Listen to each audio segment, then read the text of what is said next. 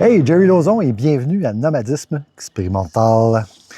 Oui, l'année passée, El Campo, ça avait été toute une aventure. Et cette année, ça promet d'être pas mal mieux. Ça se fait à la baie de Beauport, à Québec.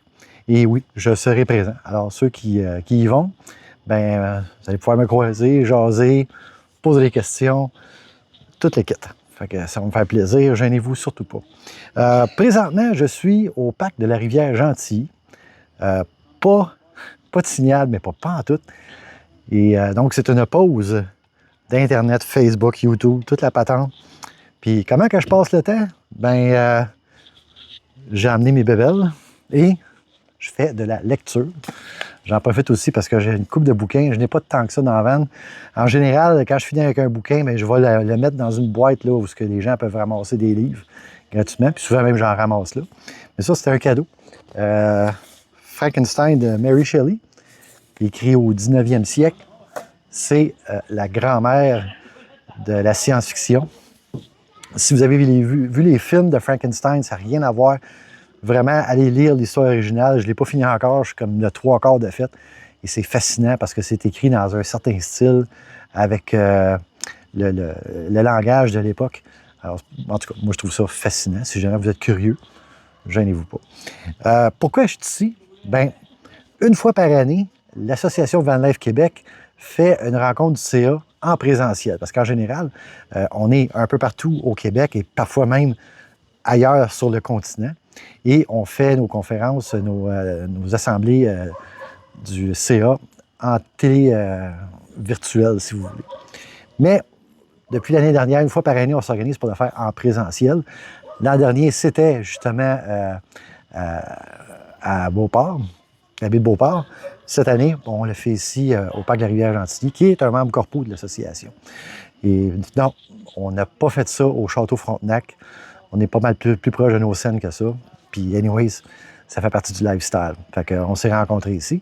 Pour les membres, chose qu'on va faire à partir de maintenant, les minutes du CA vont être disponibles à ceux qui sont membres sur le site web du groupe. Alors, si vous êtes membre, vous allez avoir accès à ça. Fait que vous pouvez consulter qu'est-ce qui s'est dit puis qu'est-ce qui s'est décidé. On prône la transparence, puis on va continuer là-dessus. Ça fait partie intégrale de nos valeurs.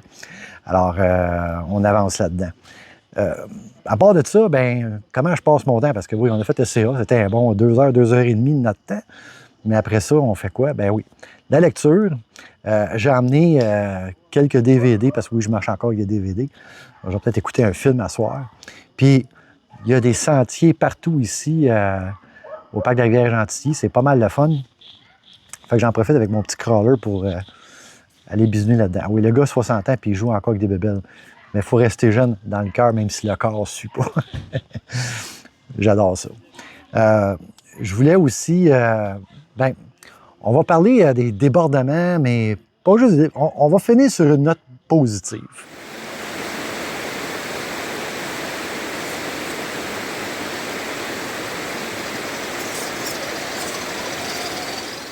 Il y en a qui m'ont demandé « Hey, as-tu commencé à mettre ton chauffage d'appoint? Les nuits commencent à être fraîches. » J'ai commencé ici même hier soir, mais pas pour longtemps. Juste pour couper l'humidité dans la vanne. Puis une tuque sur la tête, numéro 1, aucun problème, ça a très bien dormi.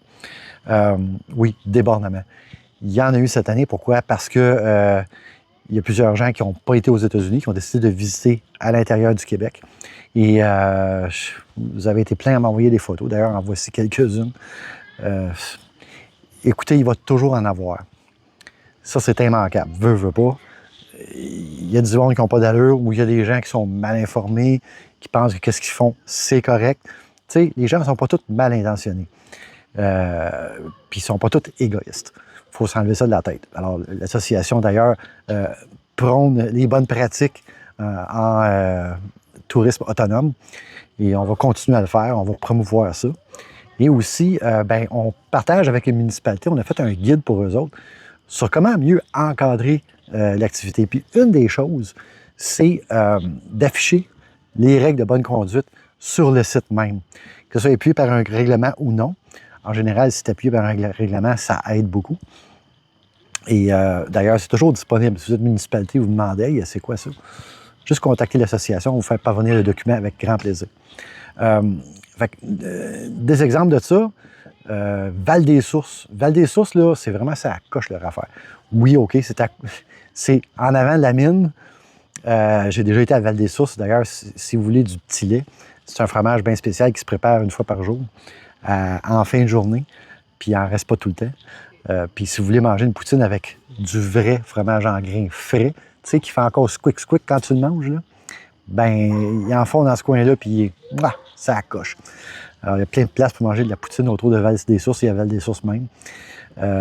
Mais la façon que la municipalité a arrangé son affaire, ils ont mis, bien entendu, ils ont affiché les règles à suivre, mais aussi le layout des endroits est fait que tu ne peux pas arriver avec un pick-up and fifth wheel puis prendre 4 places. Parce qu'ils ont mis des obstacles physiques pour qu'il faut absolument que tu te pointes dans une direction. C'est impossible de prendre toute la place. Alors ça, c'est un plus. Puis, il n'y a pas à dire, ils ont un camping à Val-des-Sources. Puis la ville a quand même pris la peine d'établir ça.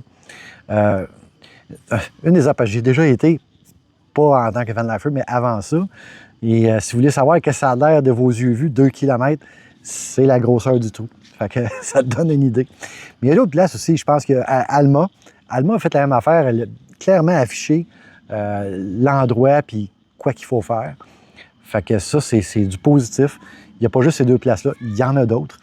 Alors, si votre municipalité regarde à faire ça, je pense que Val-des-Sources, c'est un excellent exemple à suivre, vraiment. Puis, comme je vous dis, il y en a eu plusieurs. Il y a des régions qui sont van-friendly. Je parle souvent de la Côte-Nord, mais on en parle moins. Le Saguenay-Lac-Saint-Jean est très van-friendly. D'ailleurs, l'été prochain, c'est le plan de faire le tour du Lac-Saint-Jean. Ça va me faire juste 600 km au lieu de 3000 que j'ai fait cette année. Mais j'y ai déjà été, mais j'ai pas pris la peine de faire le grand tour. Fait qu'on va faire le grand tour, on va rester chez nous, puis on va voir un coin que moi, j'ai jamais vu. Ben, j'ai été à Chicoutimi, mais je veux faire le grand tour puis tout visiter la région, ça, je l'ai jamais fait. Fait que ça va être intéressant. L'autre affaire que je veux vous parler, c'est une vidéo qu'on me demande de faire que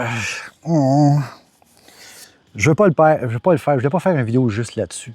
Mais on va vous en parler, puis on parle de ce qui se passe aux États-Unis.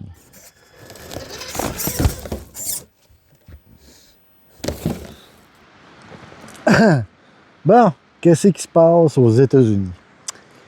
Bien là, le 25 juillet dernier, le président du régime américain a signé un décret qui rend l'itinérance ou d'être sans-abri illégale.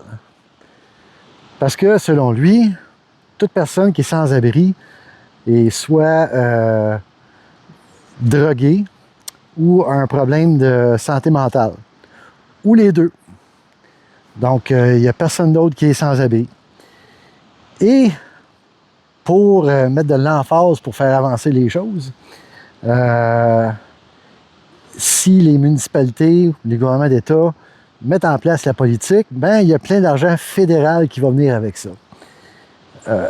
Une autre partie du décret aussi dit que ces personnes-là doivent être mises dans des institutions pour régler le problème de drogue et de santé mentale, qui à la base, c'est pas une mauvaise idée, sauf que il n'existe pas ces institutions-là. Il n'y a pas de place. Il n'y a pas de budget non plus. Parce que la partie argent de tout ça, c'est surtout pour le côté application de la réglementation. Donc, c'est qu'ils vont se ramasser ces gens-là, parce qu'encore, dans le décret, c'est spécifié, s'il n'y a pas de place dans l'institution, bien, on les envoie en prison. Qu'est-ce que ça veut dire, ça, pour les gens nomades? Bien, Bob Wells en a parlé. Et je dois mettre l'emphase sur qu'est-ce qu'il recommande. Allez pas vous tenir dans des villes si vous allez aux États-Unis cet hiver. Allez-y pour vous ravitailler, mais après ça, tout de suite, retournez-vous-en dans des BLM qui, pour l'instant, sont encore accessibles. Mais évitez complètement d'aller faire du boondocking dans les villes. C'est vraiment pas une bonne idée. Il y a plusieurs déjà des villes qui ont interdit ça, comme Phoenix. Il y a d'autres places comme, je pense que c'est San Francisco. Il faut que le véhicule se déplace aux 2 heures, ce qui rend de dormir dans son char absolument impossible. Alors, il y en a plein d'autres. Juste l'État du Tennessee, l'an dernier, a passé une loi et a rendu ça même criminel de dormir dans son véhicule en dehors d'un camping ou un endroit désigné à cet effet.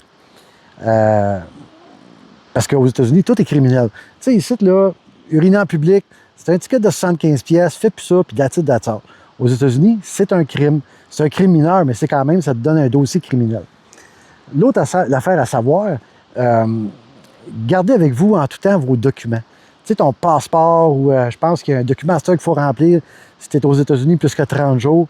Bien, garde ça sur ta personne ou facilement accessible en tout temps. Mets pas ça dans le fond du truc, dans un tiroir quelque part que tu ne te rappelles plus c'est où. Toujours sur ta personne, surtout si c'est en dehors de ton véhicule, pour pouvoir prouver votre citoyenneté canadienne et encore. Parce que il y a ICE qui est Immigration, quelque chose Enforcement. C'est les gens d'immigration qui ont le pouvoir d'enlever un visa, de canceller une résidence permanente. Écoute, j'invente rien, là. C'est toutes des choses qui sont arrivées. Puis ces gens-là se retrouvent dans une prison fédérale, soit au Texas, soit en Louisiane, avec le choix d'être déportés ou d'attendre de parler à un avocat, puis des fois, ça peut prendre 4 mois. Puis les conditions, ça a l'air que c'est pas jojo ben. Alors, organisez-vous pour avoir tous vos papiers en ordre et tous vos documents à portée de la main en tout temps. Mettez-vous un budget pour aller dans les campings. Vous ne devrez pas vous faire acheter dans un camping ou un LTVA qui est un Long-Term Visitor Access. C'est des BLM, mais avec une structure que tu peux louer un emplacement pour un X nombre de temps que tu n'as pas à bouger. Fait que c'est pas mal ça. Puis n'oubliez pas, quand vous passez aux douanes, le douanier peut demander accès à votre téléphone et à vos réseaux sociaux. Vous pouvez refuser, mais il va vous virer de bord. Alors, il y en a qui parlent d'avoir un téléphone fantôme ou même de... Comment je dis ça? Ah oui, je ne sais pas si c'est possible, là, mais enlever l'application avant de passer les douanes, genre Facebook, Messenger, etc., puis la réinstaller après ça, après avoir traversé. Mais ils veulent avoir accès à tout. Votre Messenger, votre Facebook, votre Instagram, vos courriels, ils veulent tout voir. Puis c'est à la discrétion du douanier s'il vous laisse passer ou non. Gardez ça en tête. Alors, si vous n'avez pas le choix d'aller aux États-Unis cet hiver, prenez ces petits astuces en considération. Je vous le convie. Puis là, avant, tu disais, arrête d'écouter TVA puis tout. C'est quoi ça, TVA? J'écoute pas ça. Mes nouvelles, là, je les prends de la source directe. Le gars jaune-orange. J'ai même pas besoin des nouvelles. Le gars, il est ouvert. Il dit tout. Tout est là. Fait que, tu sais, puis, yes, I speak English with no accent. So the one who challenged me on my English, there you go. I can read, I can write, and I can understand English and talk it very well since the age of 4. So, alors, mes informations, je les prends à multiples sources. Je me limite pas à une affaire. Fait que les haters puis les trolls, là, donnez-vous pas la peine de commenter, vous perdez votre temps, je vous répondrai même pas. Alors là, il faut que je finisse ça sur une note positive, parce que j'ai dit que je finirais sur une note positive. Laissez-moi dormir là-dessus 2 minutes.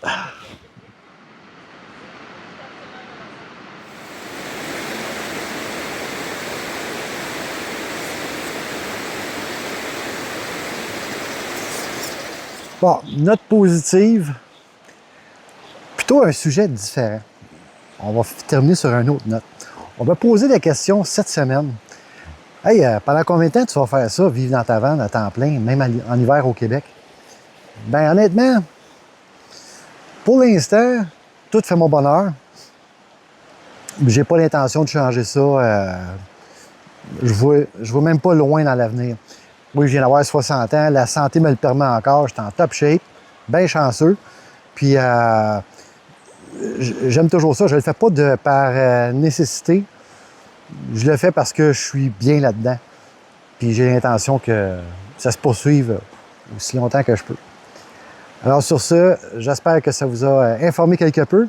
Au plaisir de se voir à El Campo la semaine prochaine. Puis sur ce, ben, bonne route. Bye!